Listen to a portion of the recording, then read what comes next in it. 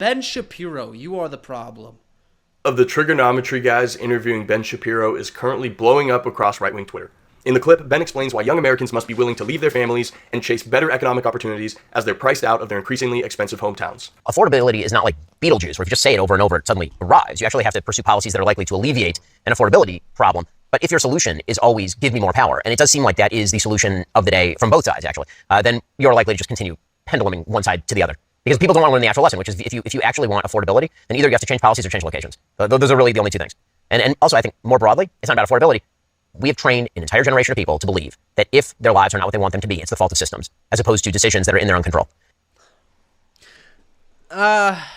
When the rich get so fucking rich that it's just mind-bending, when the richest man in the world is worth $100 or $500 billion, you begin to wonder if just the system is broken. And politicians absolutely have a stake in selling that. A lot of people in our industry have a stake in selling that. It makes people feel good about themselves and bad about the world. And the reality is, if you want a better life, you should feel better about the world and worse about yourself until you actually, go do the right thing. And if you wanted to make a political difference, what you would do is you would relieve the building regulations. You would make it easier for people to build, not harder. You wouldn't rent. Yeah, exactly. These are the things you should do. Control. Because if you stop rent controlling, then that creates incentive for people to build. You would allow people to build up further. Why does neither side do that? And maybe Kamala would have. I don't know. Maybe we should have voted for her, Ben. You would get rid of many of the code regulations that are kind of antiquated. Like there are things you actually could do. And then if you're a young person and you can't afford to live here, then maybe you should not live here. I mean, that is a real thing. Yeah, I know that we've now grown up in a society that says that you deserve to live where you grew up. But the reality is that the history of America is almost literally the opposite of that. The history of America is you go to a place where there is opportunity. And if the opportunities are limited here and they're not changing, then you really should try to think about other places where you have better opportunities. Again, that's not saying that public policy can't change. I think it can, but I think that the solutions being offered are untenable. I want to start with the framing here. Ben's statement very obviously implies that the external causes of our situation are practically unresolvable. The concept of systemic change is rejected as impossible, while he tacitly tells us not to blame the system. Listen, the problem is, and why people are fed up, you can say all that, but where are we sending all of our money? We're sending it to Israel, to Egypt, to other countries, to fight Russia, to do all these things that we don't really give a fuck about. Like, why can't we use some of that money here to make Americans' lives better? Why can't we change policy to make this country more affordable? Why aren't we America first? Why do we give a fuck about Israel's war? Why do we care at all? And that's fundamentally the issue. We're looking everywhere else except here. That's what Trump's doing. He doesn't give a fuck about Americans. He doesn't care about America. He's not America first. And nor are you, Ben. So it's just so disingenuous. But the stark reality is that nearly all of our problems, including affordability, would be immediately resolved, not by true policy changes as he suggests, but merely by implementing a few simple things. Genuine enforcement of the already standing laws, the rectification of our currency base, and the deportation of the immigrants in this country. And yet, I don't see Ben Shapiro or any of our political executors calling for restorative action like that. Instead, he calls for building deregulations. But why are the obvious solutions, which have historically always been the default positions of governments, now ignored entirely or declared wishful thinking? Why is it insisted that you need to instead sacrifice all the things which bring joy to life just for some obviously soulless economic opportunity far away from home? Because fundamentally, these people are not actually trying to fix our problems. You'll notice that instead of trying to correct our blatantly corrupt and baseless financial system, we're being offered 50-year mortgages and 15-year car loans. By the time dude, it's ridiculous. we're 78 years old, we may even be able to hold the deed to our house. That is, of course, after paying the bank the original value of the home price 5 times over. And across that span of time, all the money we managed to stow away will have been, of course, devalued by at least 500%. That's the American dream, after all, eternal debt enslavement until the twilight years of your life. You'll also have noticed that instead of facilitating those promised mass deportations and canceling the 55 million work visas, which would immediately relieve the excess demand for housing. Listen, bro, and you can say this is wrong, but people also get mad when they see that the richest people in the world, in America, have like, what is it, like the top 0.001% or some shit probably like that, has like 85% of the wealth. It doesn't make any fucking sense. And open up the job market for Native Americans, Trump is now pushing for more Chinese students to come and supplant our population. Instead of going after Antifa and giving these criminals real consequences in the wake of Charlie Kirk's murder, law enforcement is arresting a 20-year-old because he said, "Fuck the Jews," to a Jew who does no favors for the stereotypes. Yeah, true. Through an uninformed lens, these types of actions may appear to be misguided. Maybe it's incompetence, perhaps systemic roadblocks that limit any sweeping, pointed action. Maybe they're just being realistic. But no, bro, let's be real. It's all very intentional. They know what they're doing. They could do better if they wanted to, but they don't give a fuck. Trump already won. What does he need to do anything for us for? This behavior pattern has reached a level of consistency which is now definitively proven an unfortunate reality. Each side of the approved political dichotomy is not, in fact, in competition with the other. Their actions serve as perpetual catalysts for the response of the other. Just as two hands of the same body are serving the same brain, so do the approved factions of the left and right. The problem is created with the left hand and solved with the right. What must be understood, though, is that even the proposed solution never intends to really fix the issue. The proposed outcome will first appear to be a reasonable, centrist compromise, something that has weaved through intensely bureaucratic limits and managed to come out the other side as a clunky answer which makes most people roll their eyes in disappointment. But that is not what these solutions are. At their heart, they are a mechanism to drive something that would otherwise be impossible to push on its own.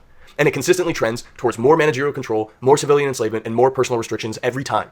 Do you think 50-year mortgages truly have your best interest at heart? No. It pretends to solve a problem while embedding further control and denigration of your life. And we're seeing this across the Western world. The playbook is the same regardless of the country. When Keir Starmer came out in opposition to illegal immigration, did he declare a mobilization of the military along the English Channel? Did he declare harsh consequences for illegals upon detainment? Did he propose any of the solutions which are so self-evident that they hardly need articulating? Nope. Instead, he demanded that all citizens will now require a digital ID if they want to remain working in the UK. So they flood the country with immigrants, come out against it, and instead of deporting them, they use the destruction of your country to now justify and implement a solution which also happens to benefit their hidden objectives. Digital ID will now expedite the construction of their civilizational panopticon, and you still don't have a country left. They don't care about getting immigrants out, because if they did, they would solve it tomorrow. And we're tragically seeing the same methods deployed by our American right too. Whether it's real ID, anti-Semitism laws, or whatever it happens to be, they're all actions designed to push an unseen agenda. Trump could stop all of these things, and he doesn't. Likewise, Shapiro is exposing himself here as being obviously fraudulent, because again, everyone knows exactly how these things can be solved, but instead he tells you that you need to move away. It would be one thing if he at least prefaced the conversation by addressing the true issues, but instead he just goes on a Milton Friedman rant, and we're tired of that dishonesty. You have to list the problems. It's not just because of regulation, Ben, but I think more viscerally, we're disgusted by this hypocrisy of his opinions on Israel and Jews comparative to Americans and whites. In his statement, Shapiro implies that we, Native Americans, do not have an inherent right to stay living in our hometowns. Yet his entire life's work revolves around defending his people's right to stay in their supposed home halfway across the world.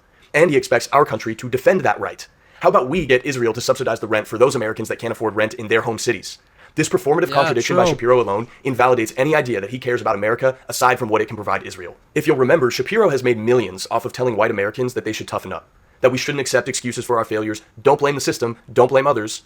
But it's interesting what happens when he believes there's even a whiff of perceived racism against his people. Tucker has Nick Fuentes on his podcast, and he explicitly tells him that hating others for their inherent traits, like being Jewish, is anti-Christian and wrong. Doesn't matter.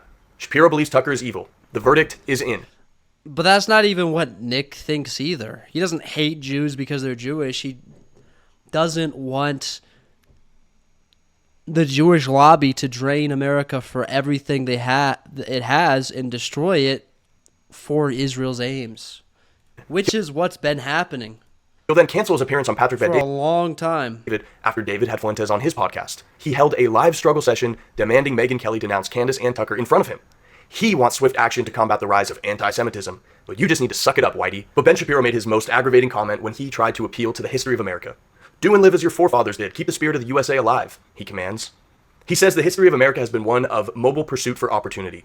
Well, the history of America is also one of single-income families and a predominantly white populace with a Christian faith. You're telling me to stay true to the story of America, but it's a little hard when I see that the country now has 100 million foreigners, it's non-Christian at best, nearly satanic at worst, and families require dual incomes just to function at a baseline level. If you want to talk about us returning to the historic values of America, start there or keep your mouth shut, because you're just exposing yourself. We aren't going to move to Tulsa to become insurance consultants working in a cubicle making $950 a week at the expense of our families and hometowns, simply because deporting 100 million people isn't realistic anymore. We let them in, so why exactly was that realistic, but kicking them out isn't? But there is an important clarification to make about Ben's comments. You could easily try and defend his personal directive as being merely practical and rational advice for young people, and that may be true if it was coming from an uncle or grandparent. It's certainly foolish to try and persuade yourself that you have anything other than the hand you were dealt.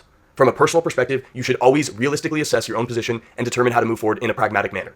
It does no good to yell at your boss about the amount of taxes taken out of your paycheck, and your dad will tell you the same thing. But logical personal instruction is not the job of our political executors and influential commentators like Shapiro. Their job is to actually diagnose the true issue and to then either call for or make real change which solves the root problem. Your job is to deal with the realities of your situation as they are and navigate it as best as you can. You don't have the power to change your state's law through your individual action. But if you do want change, your only option is to support and promote those with the actionable power to influence real change. People like Ben. But if Shapiro, our other political commentators, and elected politicians are simply shrugging their shoulders and telling us, tough luck, life isn't fair, why are we listening to them at all? We know that already. Yeah, true. There's only one political commentator, in my opinion, that's intelligent enough and honest enough to really like break down the issues and get to the bottom of it. And this Nick Fuentes, he's the future, bro. Some things are so obvious they don't even need to be said, Ben. But the key takeaway here is that we all want a life worth living, not economic prosperity at the expense of the soul of both our nation and ourselves.